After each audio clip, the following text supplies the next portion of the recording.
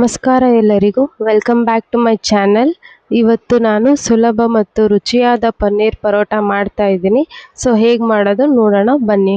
ಮೊದಲಿಗೆ ನಾನು ಪನ್ನೀರ್ನ ಚೆನ್ನಾಗಿ ತುರಿದ್ಬಿಟ್ಟು ಇಟ್ಕೊಂಡಿದ್ದೀನಿ. ನೆಕ್ಸ್ಟ್ ಒಂದು ಈರುಳ್ಳಿನ ತೊಗೊಂಡಿದ್ದೀನಿ ಮತ್ತು ಸ್ವಲ್ಪ ಹಸಿಮೆಣಸಿನಕಾಯಿನ ತೊಗೊಂಡಿದ್ದೀನಿ.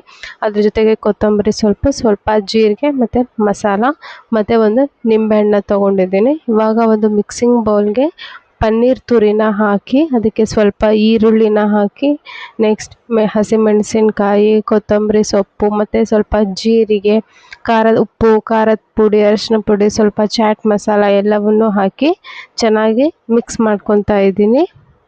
ಸೊ ನೀವು ಬೇಕಿತ್ತು ಅಂತ ಹೇಳಿದರೆ ಸ್ವಲ್ಪ ನೀರು ಹಾಕಿ ಗಟ್ಟಿಯಾಗಿ ಕೂಡ ಮಾಡ್ಕೊಳ್ಬೋದು. ಇಲ್ಲ ಅಂತ ಅಂದರೆ ನಾರ್ಮಲಾಗಿ ಅದನ್ನ ಮಿಕ್ಸ್ ಮಾಡಿ ಕೂಡ ನೀವು ಇಟ್ಕೊಳ್ಬೋದು. ಎರಡೂ ಕೂಡ ತುಂಬ ರುಚಿಯಾಗಿ ಬರುತ್ತೆ. ನಾನು ಇಲ್ಲಿ ನೀರನ್ನ ಮಿಕ್ಸ್ ಮಾಡಿಲ್ಲ, ಜಸ್ಟ್ ಎಲ್ಲವನ್ನು ಮಿಕ್ಸ್ ಮಾಡಿ ಇಟ್ಕೊಂಡಿದ್ದೀನಿ ಅಷ್ಟೇ.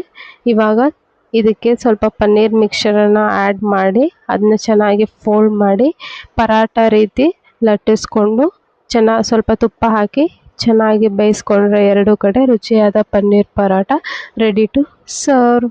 ಇದನ್ನ ನೀವು ತುಪ್ಪ, ಉಪ್ಪಿನಕಾಯಿ, ಕೆಚಪ್ ಅಥವಾ ಮೊಸರಿನ ಜೊತೆ ಕೂಡ ನೀವು ಇದನ್ನ ಸರ್ವ್ ಮಾಡ್ಬೋದು. ನೀವು ಕೂಡ ಮನೆಯಲ್ಲಿ ಟ್ರೈ ಮಾಡಿ. ಈ ರೆಸಿಪಿ ನಿಮಗೆ ಇಷ್ಟ ಆಯಿತು ಅಂತ ಅಂದರೆ ಲೈಕ್, ಶೇರ್ ಮತ್ತು ಸಬ್ಸ್ಕ್ರೈಬ್ ಮಾಡಿ. ಮತ್ತೆ ಮುಂದಿನ ವಿಡಿಯೋದಲ್ಲಿ ಸಿಗೋಣ.